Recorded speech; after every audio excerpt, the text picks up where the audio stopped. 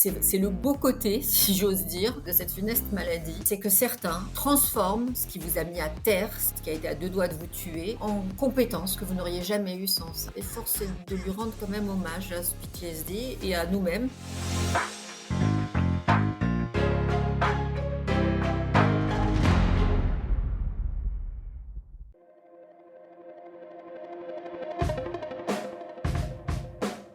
Bienvenue sur Les Frappés, le podcast sur le dépassement de soi et l'aventure. Je suis Loïc Blanchard, entrepreneur, coach et préparateur mental certifié. J'ai été pendant plusieurs années sportif de haut niveau en judo avant de quitter les tatamis pour me consacrer à des sports de plein air comme le triathlon ou partir m'évader sur des treks engagés. Récemment, je suis devenu finisher de la PTL, un ultra-trail de 340 km autour du Mont Blanc organisé par l'UTMB. Depuis la création des Frappés en 2020, j'ai 2 objectifs. Le premier, c'est de vous faire découvrir des univers fascinants, qui font rêver. Avec mes invités, on ira naviguer sur toutes les mers du monde. On participera à des expéditions dans les régions polaires ou en Himalaya. On découvrira l'envers du décor de l'entrepreneuriat et du sport de haut niveau. Et on partira en mission avec des membres des forces spéciales. Le deuxième, c'est de vous aider à croire en vos propres rêves et à passer à l'action grâce au partage de ces invités exceptionnels. On sous-estime largement ce dont on est capable physiquement ou mentalement et je suis convaincu qu'une petite conversation peut déboucher sur de grands changements. On a en moyenne 4000 semaines à vivre sur Terre, alors autant les vivre à fond. Pour cet épisode très spécial, j'ai le plaisir d'accueillir Emmanuelle Alioua sur le podcast. Emmanuelle est la représentante officielle en France du protocole de secours psychologique 6C développé par l'armée israélienne. Pour des raisons de sécurité liées à ses activités passées, nous n'avons pas pu parler du parcours d'Emmanuelle. Nous nous sommes donc concentrés pour cet échange sur une thématique essentielle et pourtant sous-estimée quand elle n'est pas carrément ignorée, la santé mentale. Vous en apprendrez plus sur ce fameux PTSD ou syndrome de stress post-traumatique en français, généralement associé aux militaires qui ont connu la guerre, mais qui peut en réalité toucher tout le monde. Malheureusement souvent diagnostiqué comme une dépression et traité comme tel en France, le PTSD peut faire des ravages. Il existe des méthodes qui marchent pour traiter cette maladie, le protocole 6C en est une. Un échange sur un sujet aussi sérieux que passionnant avec une femme qui forme nos militaires, pompiers, policiers et autres primo-intervenants aux gestes de premier secours psychologique. Excellente écoute à vous les frappés.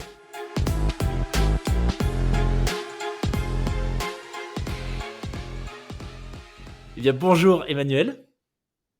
Bonjour Loïc. Merci beaucoup de vous être libéré, de nous consacrer un petit peu de votre temps pour qu'on échange sur un sujet assez peu connu en France. Voilà, je fais tout de suite du teasing, mais finalement mais très très important que plusieurs invités ont déjà évoqué sur le podcast. Alors je le précisais en introduction en off, cet épisode est un petit peu spécial puisqu'on va plus se concentrer sur votre domaine d'expertise que sur votre parcours qui devra rester confidentiel pour diverses raisons. Et ce que je vous propose, c'est peut-être pour introduire le concept dont on va parler, que vous nous expliquiez voilà, votre expertise, en tout cas, comment est-ce que vous intervenez sur le sujet du PTSD, ce fameux trouble de stress post-traumatique. Eh bien, j'ai un parcours en santé mentale depuis toujours, sur le terrain essentiellement, soit en zone de guerre, soit auprès des civils. Et je me suis toujours attachée à essayer de traiter le PTSD, l'état de stress post-trauma en français. Et puis ma route a croisé l'auteur d'un protocole euh, complètement révolutionnaire, israélien, et qui a permis, mais c'était un bénéfice secondaire, curieusement, de réduire le risque de développer un PTSD, ce qui a considérablement changé mon parcours, puisqu'au lieu de faire des consultations, j'ai décidé de faire de l'enseignement de ce protocole. Et c'est ce que je fais depuis qu'on m'en a confié le transfert en France et dans les pays francophones. C'est ce que je fais depuis 2 ans, notamment en France. Excellent, super. Alors, je vous cache pas que moi, le trouble de stress post-traumatique, j'en avais quand même très peu entendu parler jusqu'à ce que je croise la route. Alors forcément, j'imagine, vous me direz ce que vous voyez de votre fenêtre, mais que très souvent, les gens y associent PTSD Guerre. égale militaire revenu voilà, de la guerre, Exactement. de scène de guerre. Mais la première fois que je l'ai entendu, je crois, hors de ce contexte, c'était avec une invitée canadienne, Gillian Brown, C'était le premier épisode que je faisais en anglais, pour tout vous dire, et qui expliquait donc qu'elle avait fait... elle avait été diagnostiquée d'un PTSD et son conjoint également. Et son conjoint était ce qu'on appelle un first responder. Alors, c'était aussi la première fois que j'entendais parler de ça. Donc, c'est les unités finalement de pompiers, de forces de l'ordre, de secourisme, voilà, qui se retrouvent les premiers sur des scènes où il y a des accidents plus ou moins graves et qui du coup sont parfois voient des choses qui laissent des traces. Et donc, c'est dans ce contexte-là que j'avais vraiment, pour la première fois, entendu parler du PTSD en dehors du contexte militaire.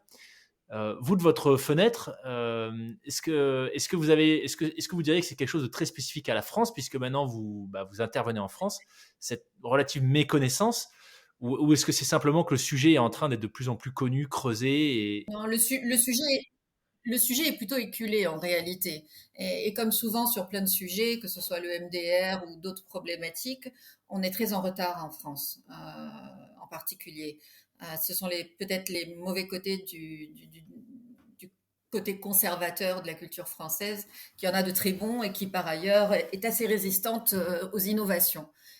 C'est ce qui est dommage parce que le MDR, qui est prôné par exemple par l'OMS, ça fait 20 ans que ça fonctionne très bien sur les gens qui sont traumatisés, ainsi que d'autres thérapies qui n'ont rien à voir, comme les thérapies canines ou l'équithérapie. Ça, c'est éprouvé. On a des rétextes depuis plusieurs dizaines d'années. Et c'est dommage que ce soit si peu développé encore. Mais ça arrive parce qu'il y a une nouvelle génération de psychiatres qui arrivent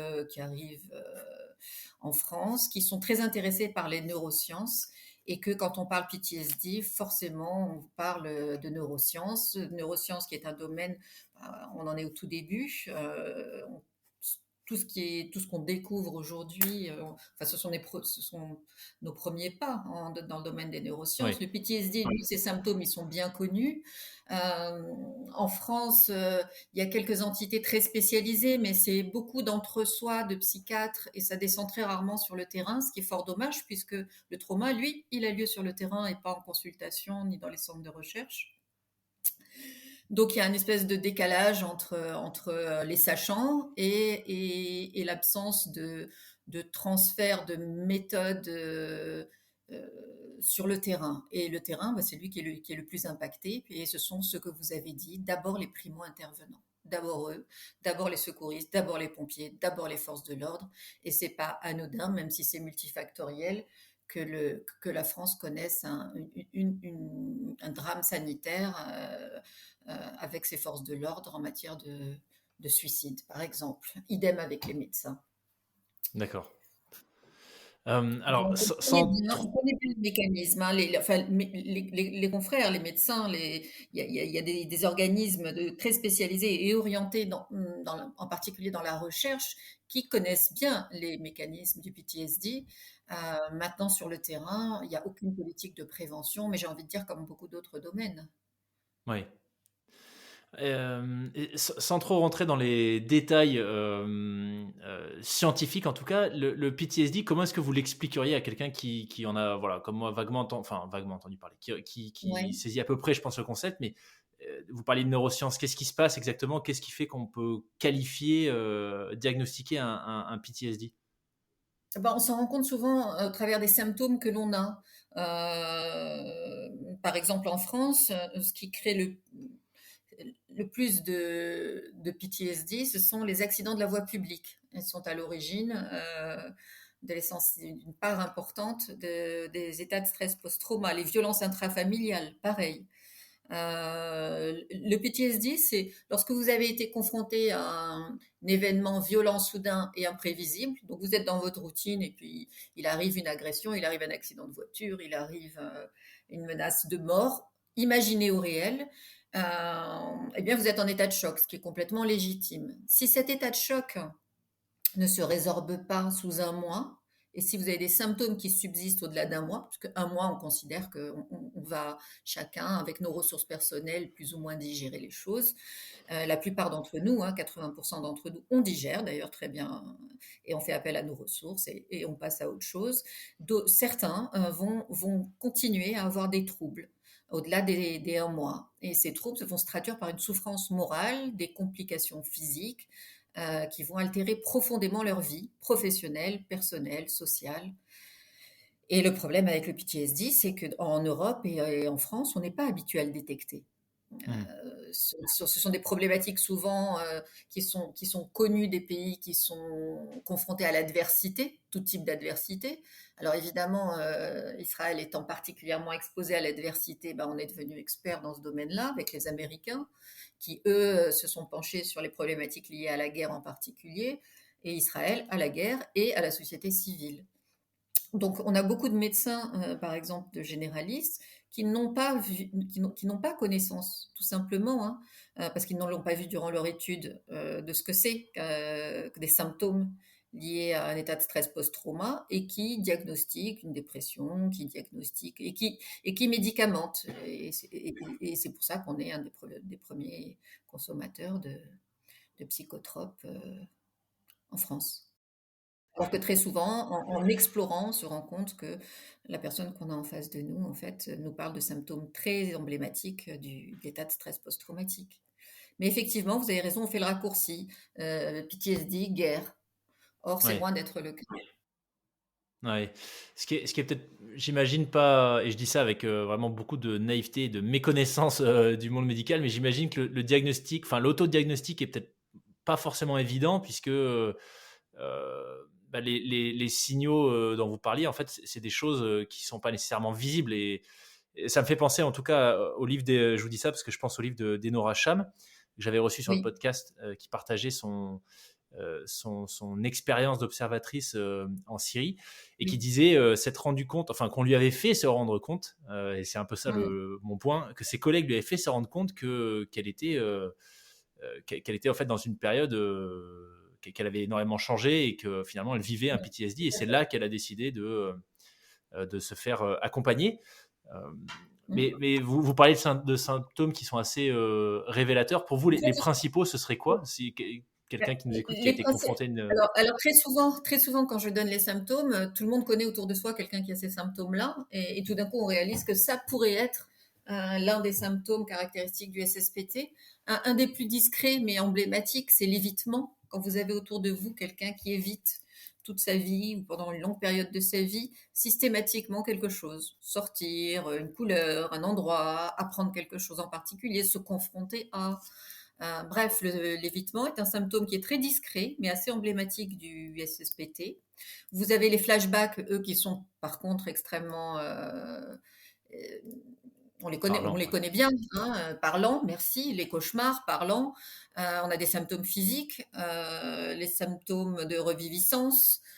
Certains revivent les bruits, les odeurs, les images, hein, les fameux flashbacks. Euh, pour autant, ils n'identifient pas que c'est un état de stress post-trauma parce qu'on associe beaucoup trop. Il y a cette grande croyance que c'est symptomatique des problématiques liées à la guerre. Or, un enfant et la violence intrafamiliale, Dieu sait, étant aussi en France extrêmement développée, il y a quand même 1 à 2 enfants qui subissent, et non pas qui vivent, des incestes dans une classe en moyenne. Donc c'est juste énorme quand vous rentrez et que vous allez Ah chercher oui. vos enfants. Vous savez qu'il y a 1 à 2 enfants qui sont victimes d'inceste dans la classe. Bon, bah, typiquement, l'inceste va générer un trouble de stress post-trauma, c'est évident. Hmm. Et qui est de nature encore plus terrible. En tout cas, sa vivacité est souvent beaucoup plus forte quand le trauma vient d'un être humain. Et encore plus d'un proche, bien sûr. Hmm.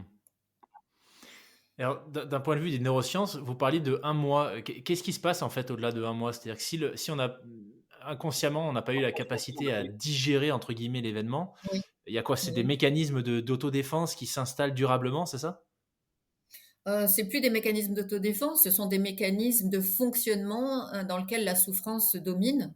Vous allez, par exemple, avoir des symptômes, vous allez devenir irritable, vous allez vous mettre en colère souvent, des symptômes d'autodestruction, des addictions sexuelles, alcool, des problèmes de concentration, par exemple. On n'y pense pas souvent, mais les troubles de l'attention, les troubles de la mémoire, bah, peuvent être signes, les troubles de la concentration et du sommeil, les insomnies, pareil, peuvent être des marqueurs.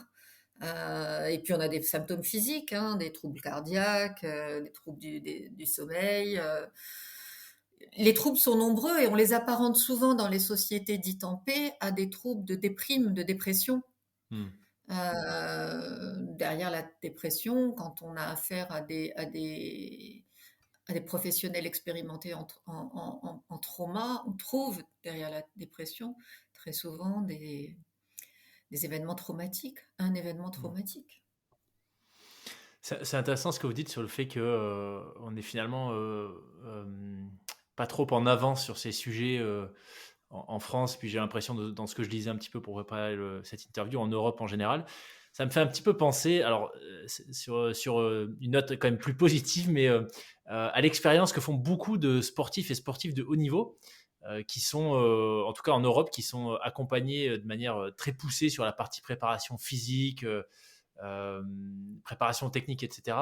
Mais dans beaucoup, beaucoup de disciplines, pour avoir échangé avec beaucoup d'Olympiens et d'Olympiennes, la préparation mentale, ça reste un sujet presque tabou dans certaines fédérations.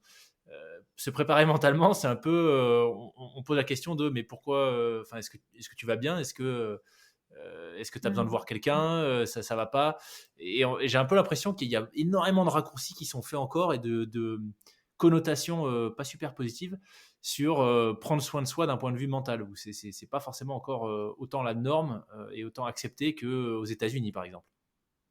Exact. Et tout comme, oui, c'est honteux. Ça reste honteux. Ça reste, dans certaines professions, on est encore dans le mythe du héros. Donc se plaindre, Ouais, c'est compliqué. C'est peut-être pour ça aussi que les policiers préfèrent se mettre une balle dans la tête.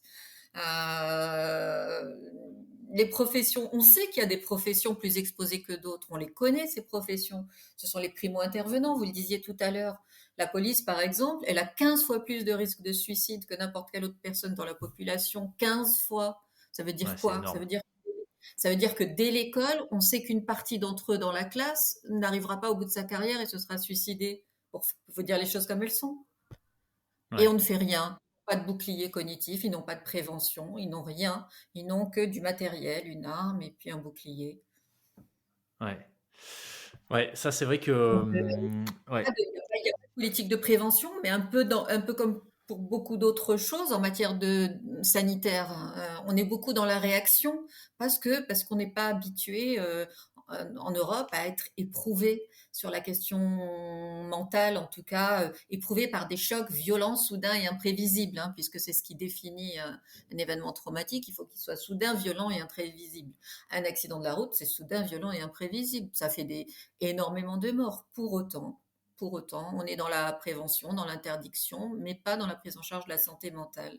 Et on voit que ces problématiques-là qui consistent à prévenir, on n'est pas bon dessus en Europe. Le secourisme premier niveau, les premiers secours physiques, on met du temps, on met beaucoup de temps à arriver dans les écoles. Et pourtant, c'est la même pièce, c'est la même médaille, hein. D'un côté, le secourisme physique, de l'autre côté, le secourisme mental. Et ça paraît plutôt légitime et logique qu'on forme aux deux. C'est une façon de donner des outils dès l'enfance pour affronter l'adversité, au lieu de faire croire aux enfants qu'ils vont vivre sous cloche, protégés de tout. Je crois que le risque, il faut l'inclure dès le départ et dire la vie, c'est le risque, il y a du risque, il y a des dangers. On va juste s'aguerrir pour y faire face, parce que les éviter, hmm, c'est une utopie angélique qui affaiblit la société. ouais. Et moi, à titre personnel, je crois que ça me fait plus peur de ne pas être armé pour gérer voilà, potentiellement des Mmh, situations, enfin d'un point de vue psychologique, on va dire. mmh. Euh, un accident physique, enfin voilà, moi j'ai été percuté par une voiture, j'ai fait plusieurs mois alité, etc. Mais ça reste physique, on sait où est-ce qu'on a mal, on peut le montrer, on passe une radio, on voit ce qui est cassé. Quand il s'agit du psychologique, le fait de ne pas être armé, je trouve que c'est quand même beaucoup moins rassurant que de ne pas savoir comment poser une attelle sur un bras cassé. Mais il faudrait au moins qu'on soit psychoéduqué. D'ailleurs, on ne demande pas à tout le monde d'avoir un doctorat en neurosciences, mais juste d'expliquer, notamment aux gens, aux professionnels les plus exposés, comme les primo-intervenants, pompiers, secouristes, forces de l'ordre, infirmiers, etc., qu'ils soient formés, pas formés, pardon, mais qu'ils soient éduqués aux grands symptômes. Parce que beaucoup, en formation, lorsque l'on aborde les cas pratiques, me disent, mais ça fait des années que je me demande si ça tourne rond dans ma tête et si je suis pas un peu dingue. Et en réalité, ce qu'ils appellent être dingue et cette peur d'être fou, hein, parce que c'est celle-là qui est latente en permanence quand on a des symptômes et qu'on ne sait pas à quoi rattacher les symptômes, c'est la peur d'être fou. Or, c'est ni plus ni moins des symptômes liés à une pathologie qui touche la mémoire, puisque le stress, l'état de stress post-trauma est une maladie de la mémoire et que voilà, on reconnaît, on les connaît très bien dans certains pays mieux que d'autres et qu'il suffit d'informer les gens des grands symptômes pour qu'ils comprennent que non seulement ils sont pas fous, mais qu'en plus ça se prévient, parce que toute la question est dans la prévention. Aujourd'hui, on soigne mal le PTSD. Hein, que ce soit dans un pays éprouvé comme Israël ou, ou au sein des armées, on a du mal, il n'y a pas de médicaments véritablement. Les thérapies, quand une d'entre elles marche, c'est le MDR, la thérapie avec le mouvement des yeux, la désensibilisation par les yeux, pareil, qui est basée sur les neurosciences et qui peut fonctionner très bien. Mais c'est compliqué, c'est beaucoup de souffrance. Donc si on ça a été le choix, en tout cas des Israéliens. Si on peut privilégier une méthode qui permet de prévenir et de réduire le risque, euh, on augmente considérablement la résilience des gens, la résilience du pays, on réduit considérablement la souffrance, les coûts liés à cette prise en charge de la souffrance. Tout le Ouais. monde tout le monde ressort autonome avec plus de ressources, mais c'est toute une posture différente, même philosophique, même politique, c'est-à-dire que les victimes ne sont pas des victimes à vie. Elles sont victimes un temps, le temps de l'événement, et après, elles sont survivantes. Or, c'est vrai qu'il y a dans la culture européenne une espèce d'entretien, d'institutionnalisation du statut de victime quasiment à vie. Et ça, Hmm. vu de l'autre fenêtre, c'est très compliqué à observer. Ça me fait penser à enfin, ce que vous dites, c'est exactement ce que partageait Enora alors dans l'épisode, mais également ce qu'elle dit dans son livre. C'est que finalement, le message qui semblait important pour elle à faire passer, c'est qu'un PTSD, on en guérit. En tout cas, son expérience, c'est que c'était très rapidement et très efficacement. Et c'est vrai que ça va un peu. Moi, c'est pas forcément l'image que j'avais en tête du fait de cette méconnaissance et ce que vous dites, on est très peu éduqué sur le sujet. En tout cas, moi, je n'ai pas du tout souvenir que ce soit quelque chose sur lequel j'ai été Aborder. sensibilisé à un moment donné, même dans le sport de haut niveau. Mais du coup, pour peut-être aller sur concrètement un peu plus à quoi correspond ce fameux programme 6C, Alors, juste avant, si vous voulez bien, Loïc, parce que oui. vous parlez d'Enoram que je connais bien et enfin, que je connais et qui, voilà, on a échangé pas mal, etc. Euh, je crois pas qu'on guérisse vite, comme elle le dit, du PTSD. Je pense qu'elle a mis en place des outils spontanément, intuitivement, qui l'ont beaucoup aidée. Elle a aussi été aidée par des techniques israéliennes. Euh, donc, je pense c'est multifactoriel. Et pour Hmm. autant, je suis pas sûre que le PTSD soit derrière. C'est quelque chose de très, très redoutable, pernicieux, qui peut vous laisser 20 ans et venir vous mettre au tapis 30 ans plus tard, sans la moindre grande manifestation pendant 20 ans. Donc, moi, je crie rarement victoire avec le PTSD. Ce que je sais, et c'est ce qui est extraordinaire, c'est qu'on peut transformer un PTSD, il peut être, non pas le transformer, mais il peut être source de croissance. Et peut-être D'accord. que c'est ça qu'elle veut dire. Peut-être que c'est ça davantage qu'elle veut dire, parce que le PTSD, vraiment, c'est une cicatrice et elle reste à vie. Hein. Alors qu'elle fasse plus ou moins mal, C'est une chose, mais elle reste à vie. Euh, Par contre, on peut en faire un facteur de croissance et tatouer la cicatrice pour que ça devienne un ornement magnifique sur votre peau. Ça, on peut le faire. Et je vais jusqu'à dire que le PTSD peut vous donner, en fonction des gens et de nos ressources, hein, et de notre entourage, peut vous donner des ressources, des compétences, pas des ressources, des compétences que vous n'auriez jamais eues sans PTSD. Et ça, enfin, on Wow. l'a tous éprouvé. Et ça, c'est juste le phénix qui renaît de ses cendres. C'est vraiment, je trouve, c'est le beau côté, si j'ose dire, hein, de cette funeste maladie. C'est que certains, alors ils sont pas nombreux peut-être, hein, mais la Calas l'avait fait et d'autres avant elle, et transforment ce qui vous a mis à terre, ce qui a été à deux doigts de vous tuer, en compétences que vous n'auriez jamais eues sans ça. Et là, force est de lui rendre quand même hommage à ce PTSD et à nous-mêmes, parce que certains d'entre nous, on a cette faculté-là. Et c'est ce chemin-là que j'aimerais, le chemin de la prévention et le chemin pour ceux qui sont touchés, de dire, attends, si tu es bien entouré, si toi, tu as les ressources en toi, il suffit qu'on te montre le chemin et peut-être que tu feras comme d'autres, beaucoup d'autres avant toi. Cette adversité-là et cette souffrance-là vont faire émerger, vont faire pousser comme une espèce de, vous savez, comme quand il y a eu un incendie, vous avez certaines espèces Ouais. qui justement se développent seulement quand il y a le feu dans une forêt et qui émerge et qui éclot à ce moment-là. Et je pense que le PTSD avec certains est vraiment un facteur de croissance. Donc voilà, c'est bien de le savoir aussi. Ouais. On s'en sort d'autant mieux qu'on l'évite, évidemment, mais aujourd'hui, on sait le prendre en charge si on le fait de façon précoce. Et c'est là tout le problème. Oui, c'est parce que c'est un Donc, petit peu ce que vous expliquez, que finalement, avec le secourisme de premier niveau, etc., on n'a pas forcément tout le temps un secouriste à côté de soi quand l'accident arrive, mais une fois qu'on maîtrise les gestes, voilà, bien on sûr. peut aider en tout cas à préparer quelqu'un pour un plâtre, pour des points de suture, etc. Moi, ça m'est déjà arrivé. Mais sur le plan par rapport au psychologique, Mm. et là, on va peut-être du On coup sait- rentrer dans le détail du 6C. oui. On évoquait les primo-intervenants. Qu'est-ce que, je sais pas, on parle de pompiers qui interviennent sur un feu. Mm. Il y en a beaucoup. Moi, je suis dans le sud. Il y en a beaucoup l'été, des feux très violents et Absolument. virulents. Et, Euh, enfin, Comment est-ce indépendamment qu'ils des peuvent se feux, préparer à ça?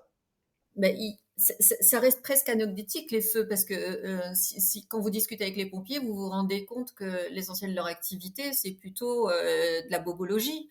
Ouais, Et ils le regrettent considérablement parce que c'est pas initialement ce pourquoi j'imagine ils ont signé.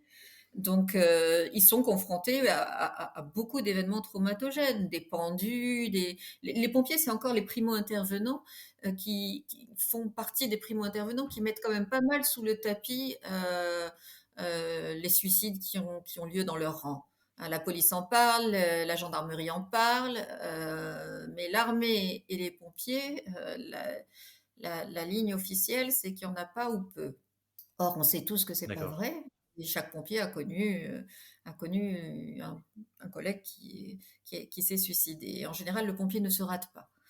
Donc oui, ces métiers-là sont confrontés à l'adversité. C'est même ce pourquoi ils ont signé.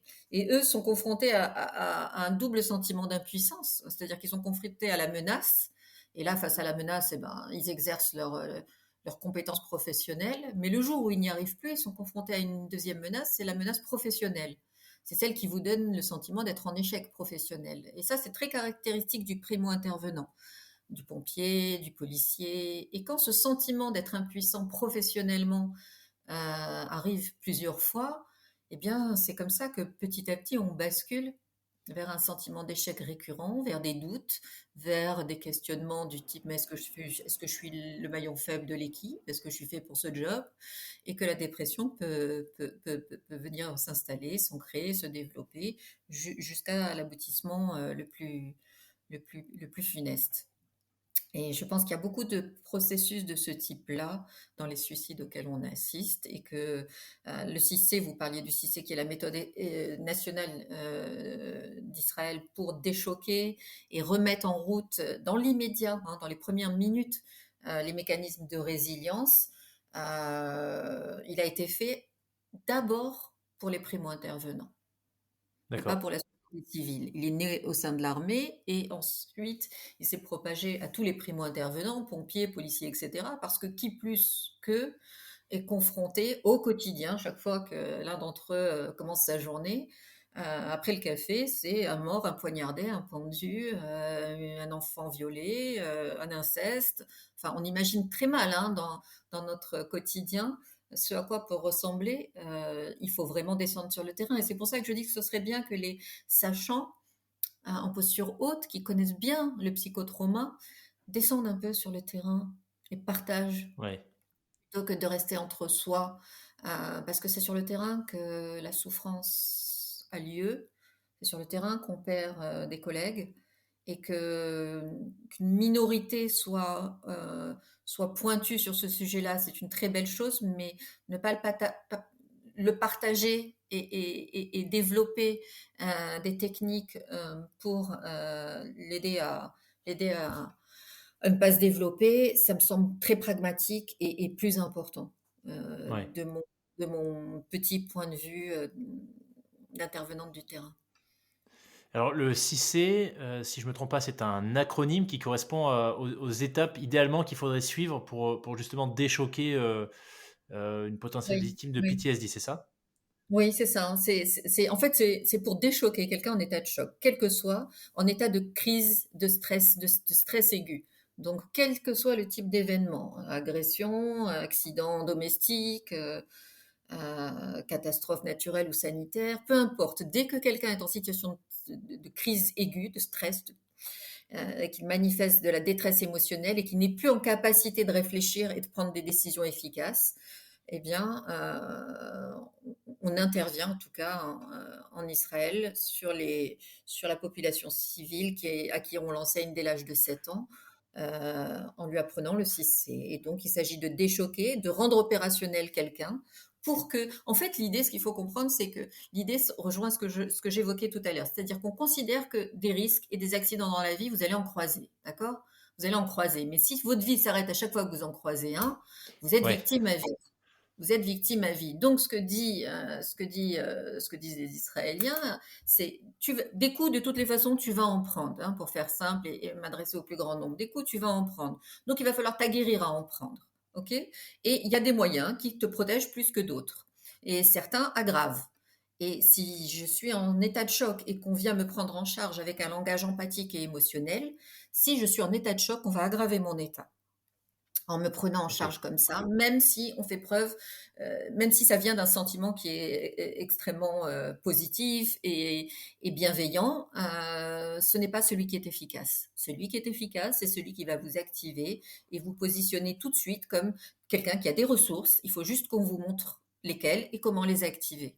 Et vous voyez bien que d'emblée, le citoyen n'a plus la même posture. C'est pas un citoyen qu'on prend en charge en posture régressive, qui est une victime d'emblée, mais un citoyen dont on considère qu'il a des ressources, il va en affronter d'autres dans sa vie, il en a affronté d'autres, et on va lui montrer comment il faut faire pour passer aussi cette adversité-là et continuer sa routine quotidienne, quoi qu'il soit arrivé.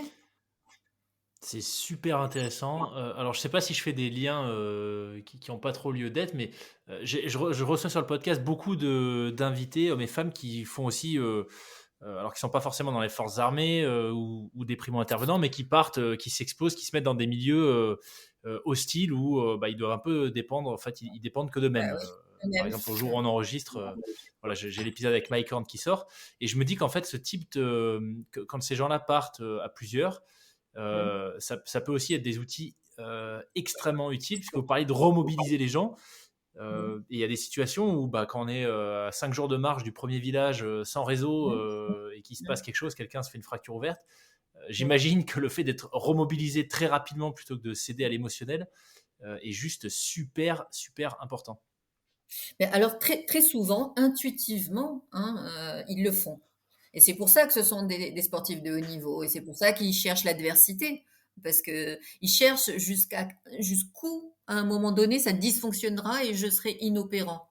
Et à ce moment-là, le 6C leur sera utile. Parce que jusque-là, ils ont développé des outils personnels qui fonctionnent. Et c'est ce que je dis aux gens, tant que ce que vous avez mis en place fonctionne, faites-le. Sauf qu'un jour, il y aura plus de son, plus d'image, et vous ne saurez pas comment faire. Et vous aurez beau Hmm. taper sur la tête de quelqu'un, ou le gifler, ou le secouer, il sera toujours inopérant, inefficient, inopérationnel.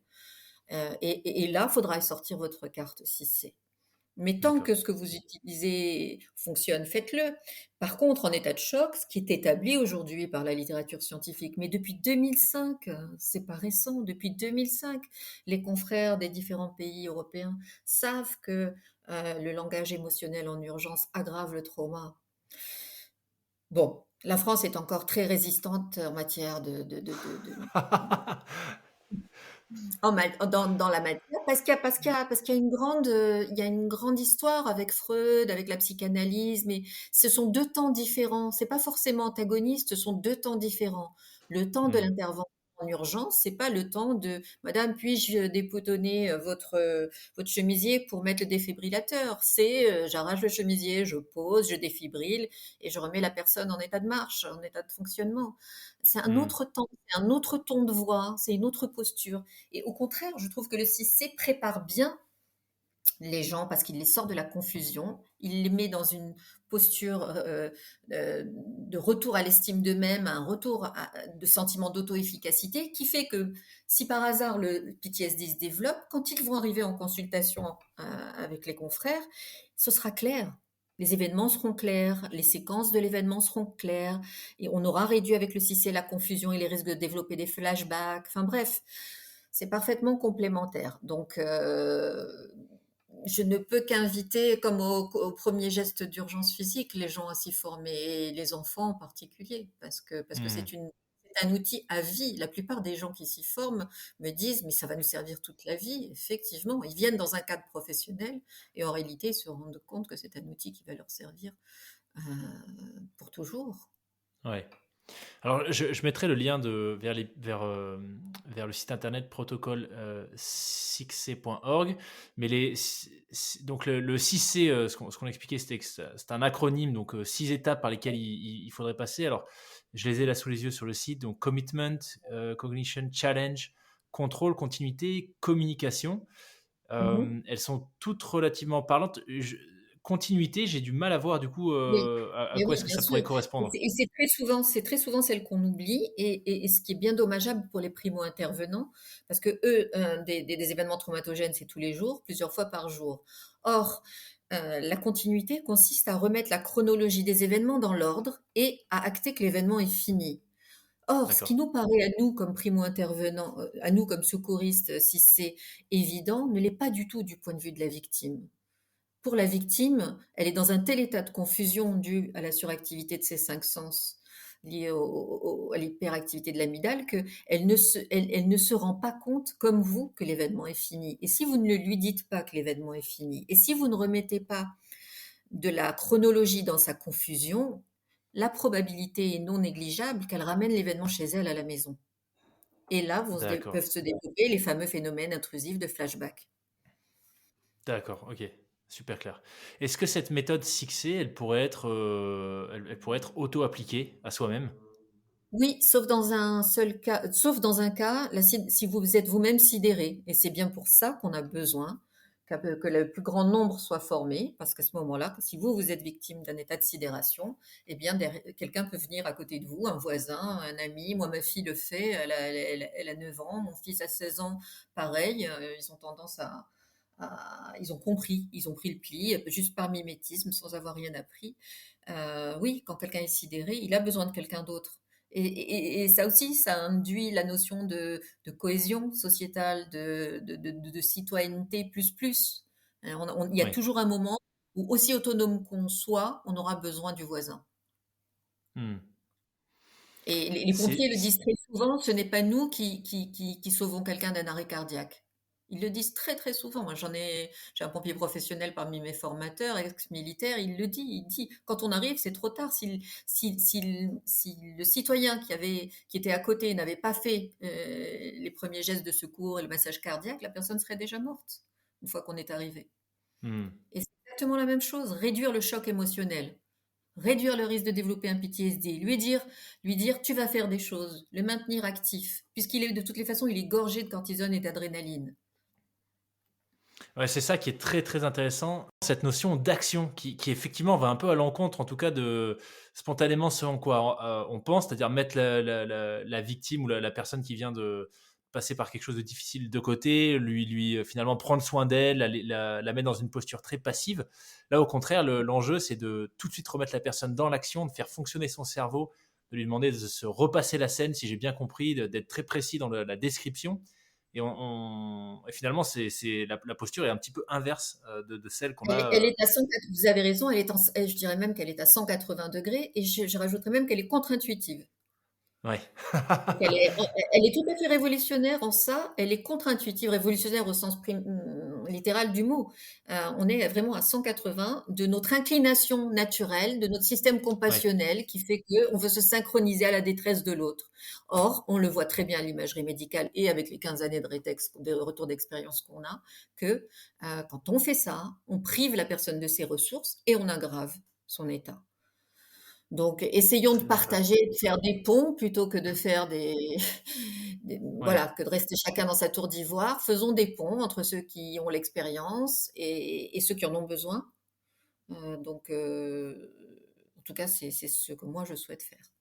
Ouais. Excellent. Bah, écoutez, Emmanuel, on arrive au bout. Un très très grand merci pour ce que vous avez bien voulu partager avec nous. Sujet très intéressant. Alors, on l'a dit en tout début, hein, spontanément, on pense souvent à l'armée pour ces sujets-là, en tout cas en France.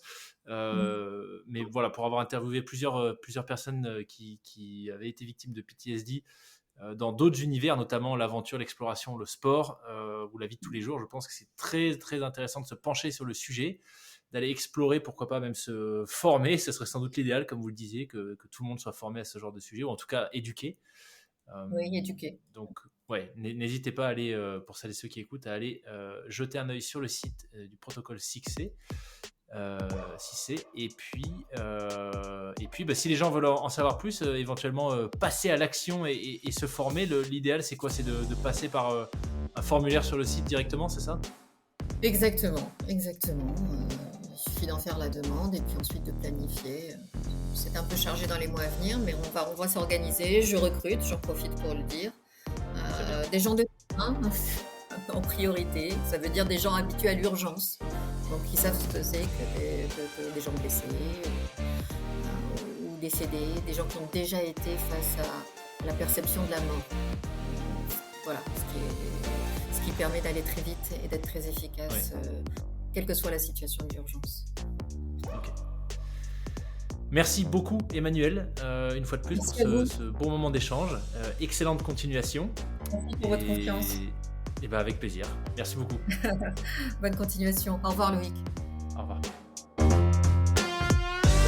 Merci d'avoir écouté l'épisode dans son intégralité. J'espère que vous avez pris autant de plaisir que ce que j'en ai eu à l'enregistrer.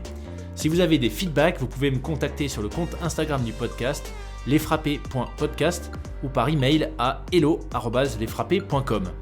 Je fais mon maximum pour que vous viviez de super expériences audio avec mes invités. Chaque épisode demande beaucoup de temps et d'énergie. Si vous appréciez mon travail, la meilleure façon de me soutenir, c'est de partager cet épisode à au moins 3 personnes qui aiment se dépasser. Si vous écoutez le podcast sur Apple Podcast ou Spotify, prenez quelques secondes de votre temps maintenant pour m'y laisser une note 5 étoiles et un commentaire. Merci beaucoup pour votre fidélité. À la semaine prochaine pour un nouvel invité.